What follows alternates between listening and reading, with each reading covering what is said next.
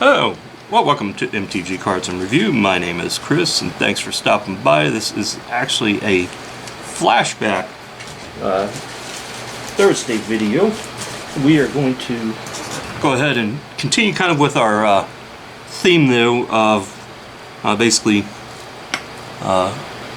the previous videos where we hopped in and took kind of look at some Star Trek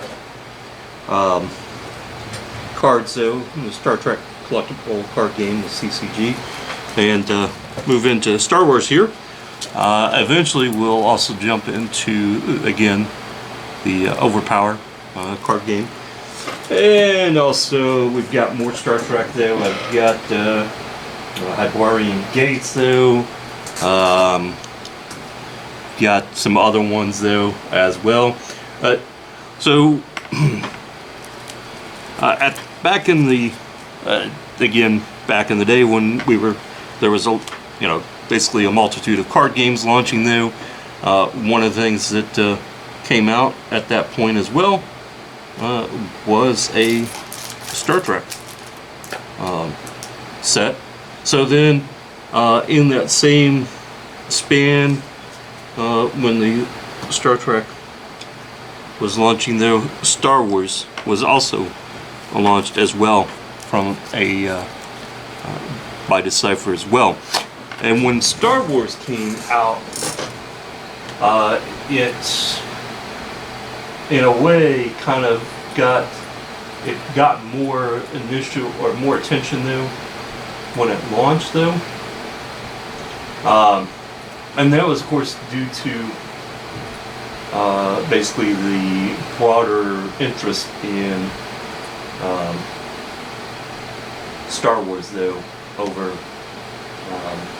basically Star Trek at that point. Now,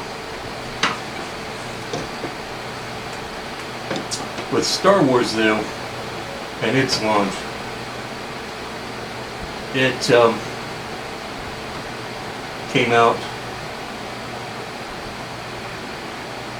and grabbed attention, though, and everything, and its launch was actually back in 1995, so it technically launched before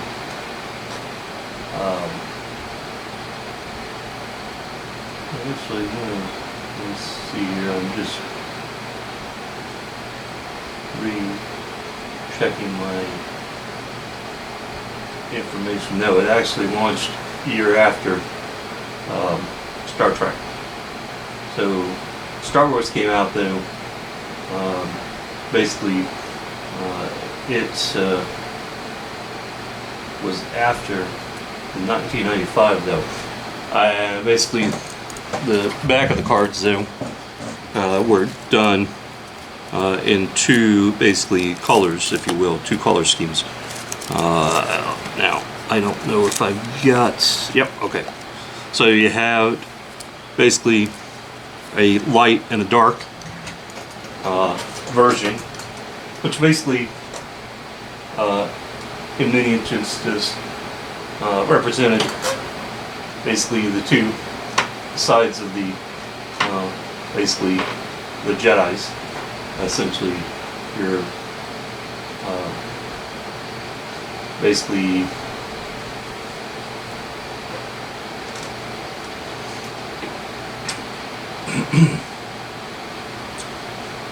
so you could play basically on one or the other side of it, though.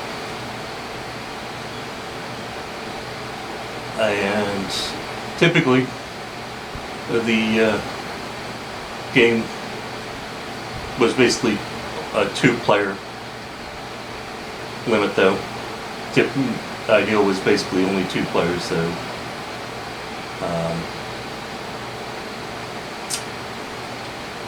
setup time usually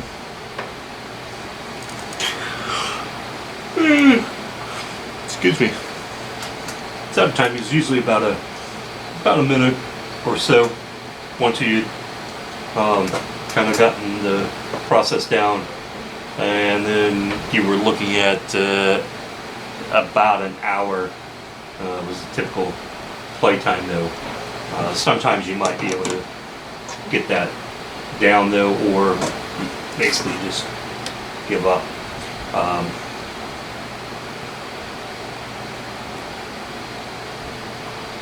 The game, basically after launching in '95 though, Cypher added 11 full expansions to the original card base though, which is something I was not quite aware of though. I know that it's out of print. The last set that was offered was back in 2001, and that was Feed Palace. It covered all the classic settings though, A New Hope, The Empire Strikes Back, and The Return of the Jedi, or Return of the Jedi, depending on how you want to phrase it. And then it added The Phantom Menace from the Star Wars prequel as well.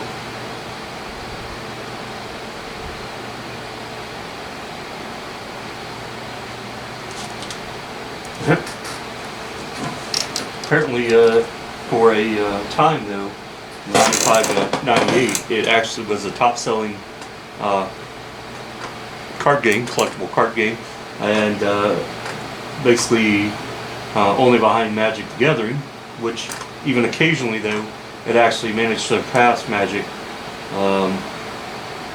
Basically indicated both in Inquest and Scry magazines back in the day, which would make sense though, given basically the process though. But come 2011 or 2001, I should say,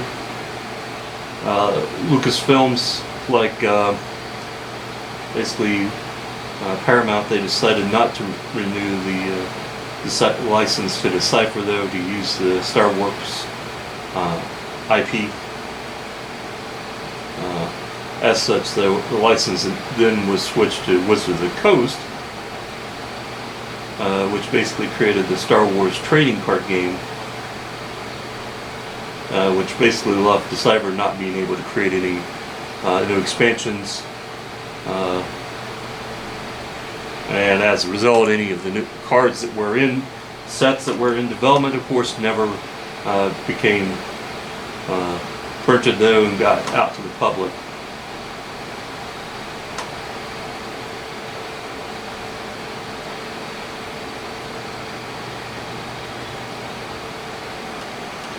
So basically, as this is an intro of basically the Star Wars card game though, in a way, if you think about it, it is kind of the basically the crux for both for games based on like Star Trek and Star Wars though, and other games that were built or centered around a existing IP or intellectual property, was that in order to actually use that basically product property though, you had to maintain basically access to it though to be able to print, whereas with basically Wizards of the Coast owning the rights, or basically having bought and then essentially begun the production and process with Magic the Gathering, they own the rights, so they've never had to worry about negotiating any sort of basically continued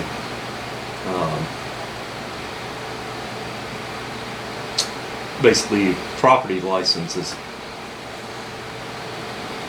So we're gonna go and all the cards that I've got though are all pretty much the premier cards from back in '95. I don't think I actually acquired, or if I did, it's a very limited quantity though, because I don't have a lot of them.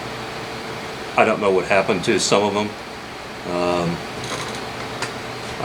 but I do still have a few of them though. This here, I've got another tray of cards as well.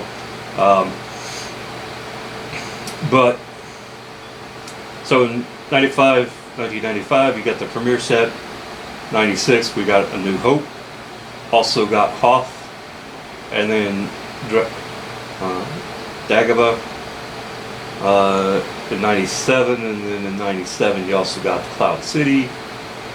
98 saw Jabba's Place and a special edition. Then 99 came Indoor, and then Death Star 2 in 2000.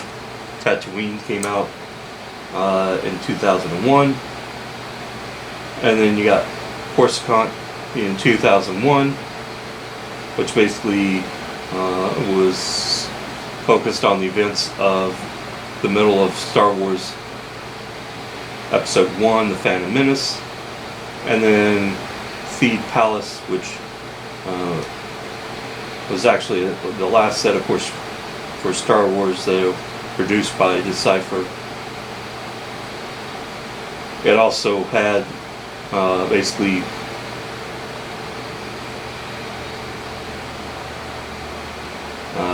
Darth Sidious, though, who, as we know at the time, and by the story, though, and by Decipher, not to be considered the same person as Emperor Palpatine or Senator Palpatine in the game universe.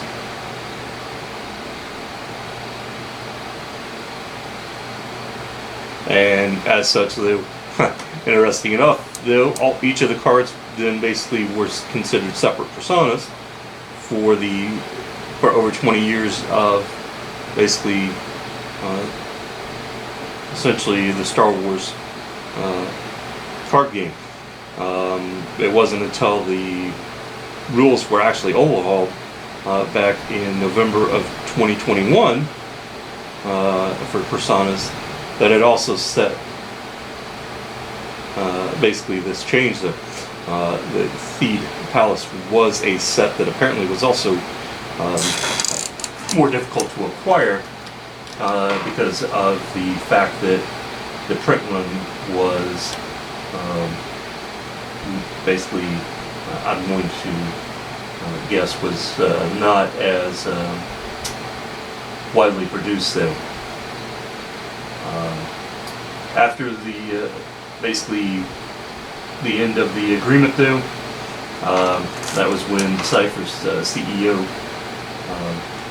Warren Holland decided to form a players committee, which then would turn over the stewardship of the game to the basically a steering committee that would essentially manage the and handle organized sanctions. Though they also could make virtual cards for the game as well. And apparently, the players committee is still active though, and still creates basically additional cards though, online though, virtual cards for continued play though. Which, you know, given that Star Wars is such a iconic show though, not show, but I mean movie though, and now still continues to be an iconic series though, basically not necessarily surprising that it remains basically out there.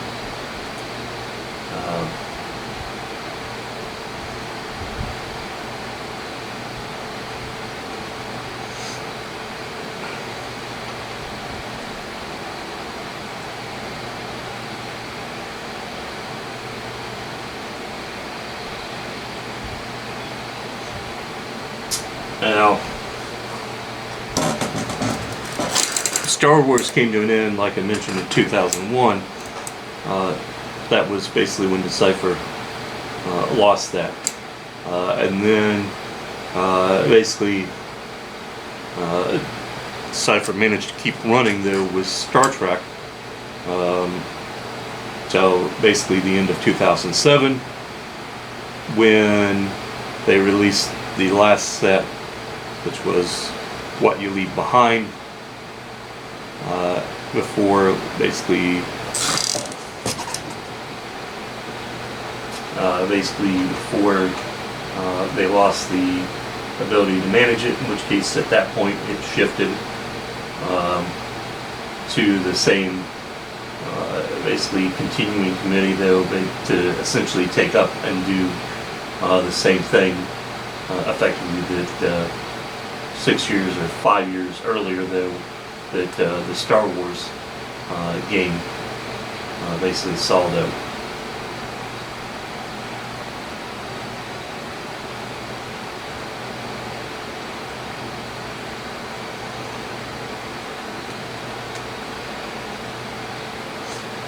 Now, a bit of a difference here is that with the basically, remember when I said earlier, I said that Star Wars though, to set the game up typically, you know, you were looking at about a minute, maybe two if you hadn't played in a while, or if it was the first time. I mean, obviously could take a while to do the setup though, that sort of thing, but otherwise it was fairly straightforward on the setup side. On the other hand, with Star Wars though, took much longer, or Star Wars again took only a couple minutes to set up though. Star Trek though, could take, to set up, you guys saw what I showed you kind of initially though. In that case the setup time, you're generally looking, you know, at 15 minutes give or take, depending on how, I guess, efficient you might be in that process. Whereas playtime though, you were looking at, you know, basically about an hour for the time. So comparable game time though, for playing, it is more of the process where you're talking that basically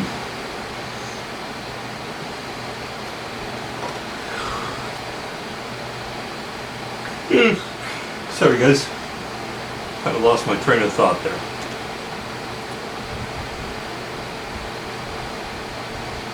So, alright, so back to my original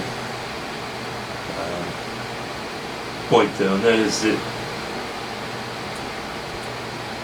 with the way it worked or was set up though, I mean, you could basically get what you needed though. So you go through, you get your cards though, pick out and build your deck though, just like any other, or really any other card game though, and put that together. Now, what I am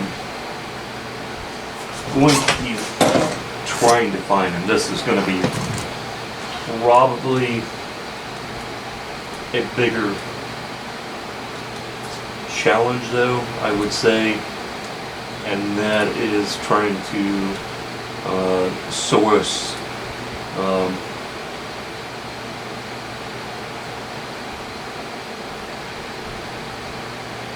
basically the essentially any of the basically card packs though, deck, anything like that, because of both the popularity of the Star Wars game, but also Just how much time has passed, and basically also looking for it in essentially kind of a reasonable price range that would basically get my interest though.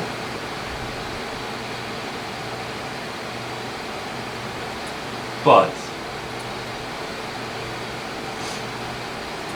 that being said, if I do run across the opportunity,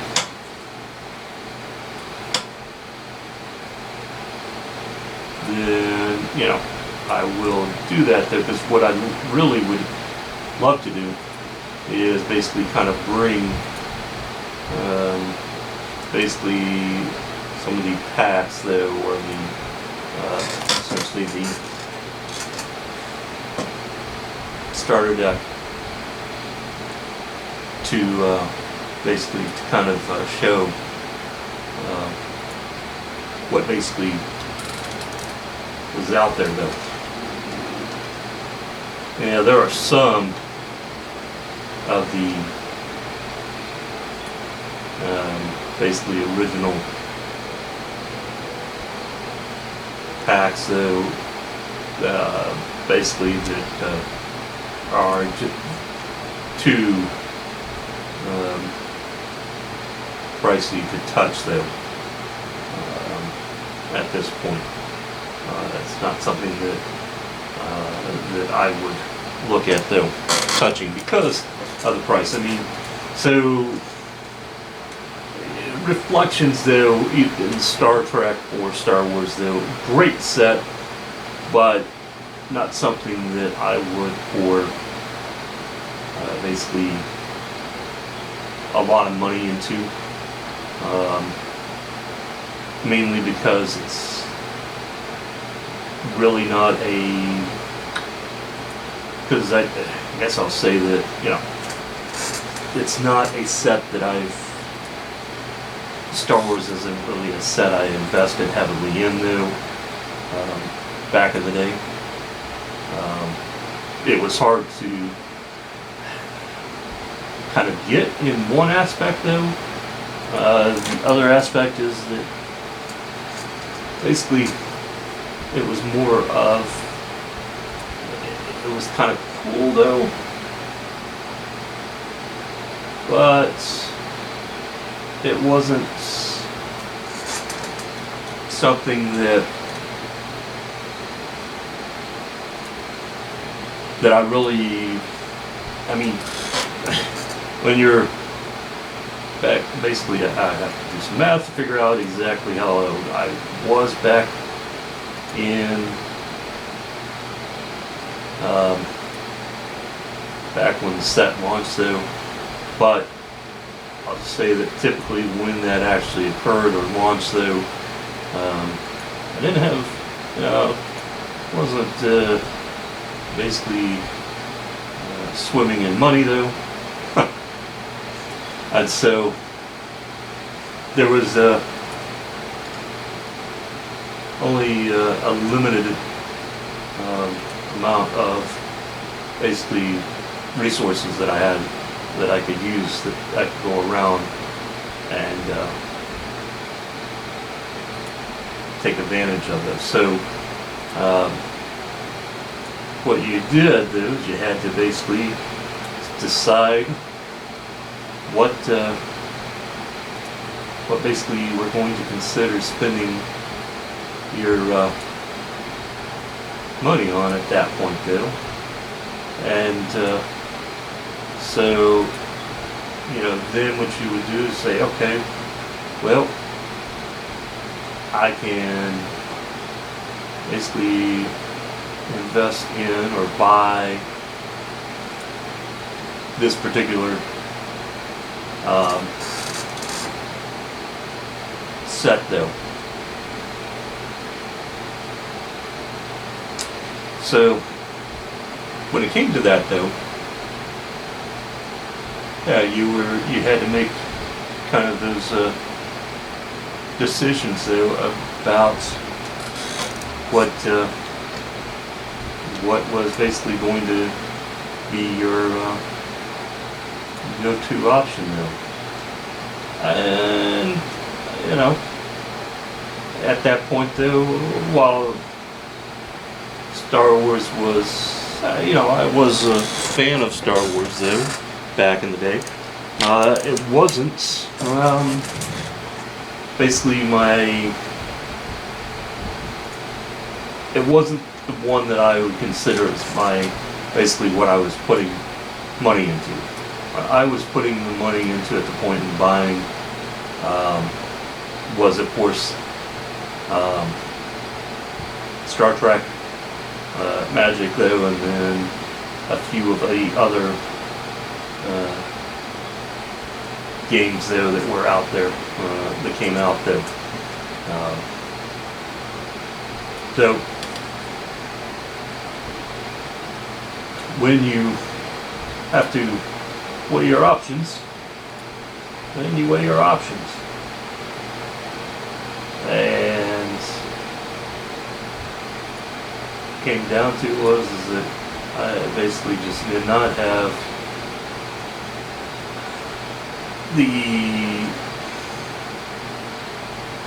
I really didn't have the interest in basically spending or buying a lot of the Star Wars product though. Now,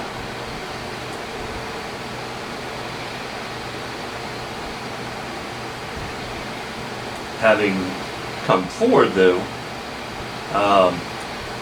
at this point, I still can't say that I've got, I mean, Star Wars is cool. Love the movies for the most part. There are, just like Star Trek movies, there are some movies that definitely I have mixed feelings on though, or were basically bad movies though. But that can be said of a lot of things.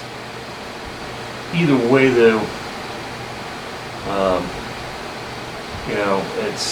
it's now more of if I can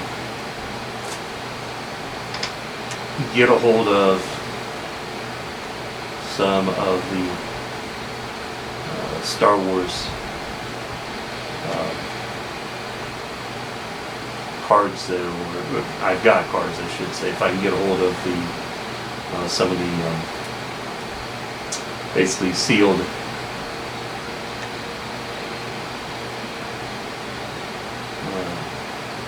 cards, then I will potentially look at doing that though, and basically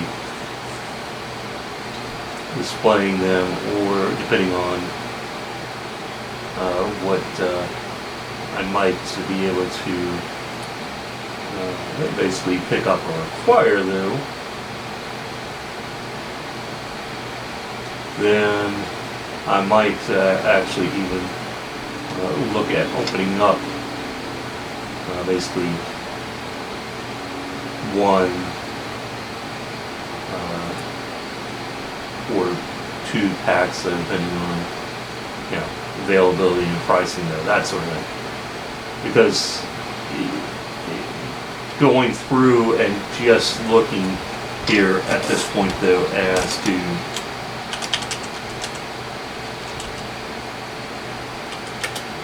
what is out there, what's available though, and the pricing though,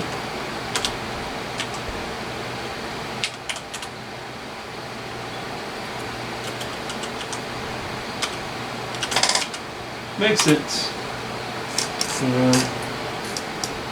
kind of tough though. So there is, you know, that. Now, again, like I said, if basically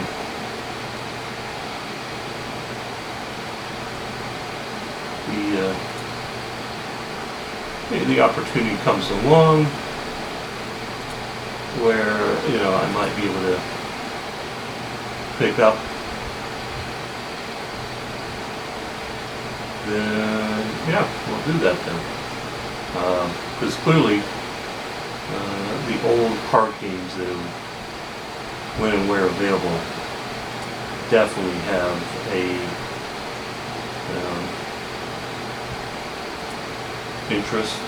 intrigue for me though. And so, you know, we will look at that though as basically an opportunity when and where possible though. Because, I mean, you know, I can certainly always go and pull and grab, you know, newer games. That's easy. Grabbing some of the older games though that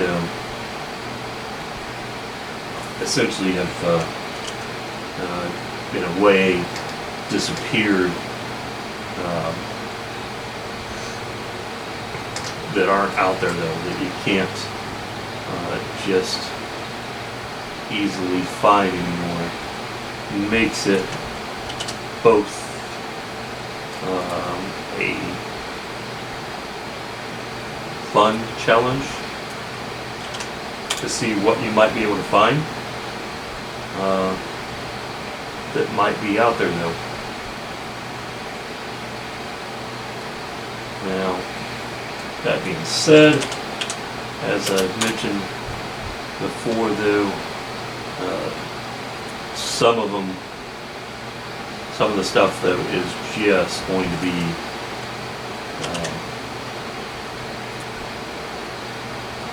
outside of what I would consider even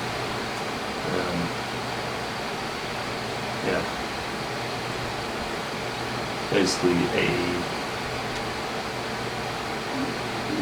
reasonable option though.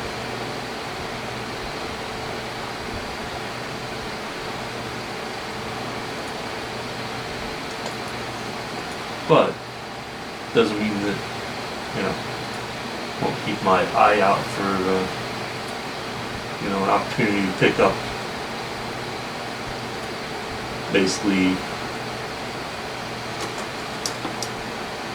cards here and there though when they become available though, because clearly at this point though, one of the things that we do know that is taking place is that there is basically a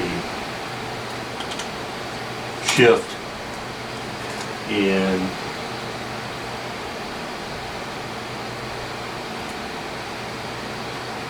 basically the available market though. And so, you know, if you can find those particular gems, then, you know, that is of course what, you know, I'm going to be and continue to look for though. It's also of course an advantage to be able to, you know, pick up or essentially grab or refer to what I already have on hand though, because that means that I don't have to really go and look for, find anything. But on the other hand, there is the fact and the opportunity where I will take advantage of the potential to either add or expand my existing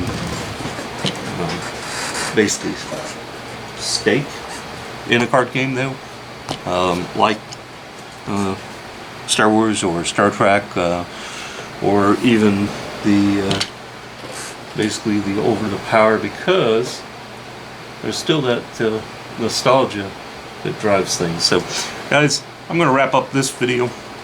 This is basically really an introductory into the Star Wars theme though. I'm hoping that here, you know, as I roll through, we'll be able to come back and revisit some of these. I will say that I will return to some of them as well, as I'm able to basically either find or acquire, get stock though, whatever, just to revisit them. So like, you know, we did this series on Highlander, the card game, and I have some more of that though. I've got a box though that we may take a look at further. Other things that I may come across or require as well. So yeah, stay tuned guys. Appreciate you hanging out, listening to me kind of ramble though, but in a way though, I mean, that is part of what the introductory, or basically the first run of the talking about the game though, is to get you guys interested. So catch you in the next video guys.